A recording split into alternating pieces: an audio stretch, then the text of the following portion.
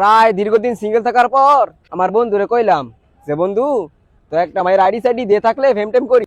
আর আমার বন্ধু কইতাছে যে তো ফেম করবি, আমি কি হ কাইছা আমার তো একটা 6 এর মাইয়া আছে, 6 এর মায়ের আইডি আছে, তো আইডিটা দেই, তুই হের লগে কথা কো, হের লগে ফেম কর। পরে আমি 6 এর মায়ের লগে ফেম করতাম, আলাদা টাকা হ সমস্যা নাই কর।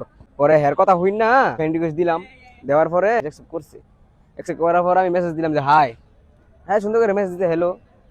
পরে আবার আমি রিপ্লাই দিলাম যে কেমন আছো। পরে লেখছে ভালো আছি, আপনার কেমন আছেন। আমি বুঝলাম হয়তো বা কইছে যে ভালো আছে, আমি কেমন আছি এটা জিজ্ঞেস করছি। পরে আমি লিখলাম যে আলহামদুলিল্লাহ ভালো। পরে আমি লিখলাম তোমার বাসা কই, তোর কইলো বাসা এনো, আমি কইলাম আমার বাসা এনো।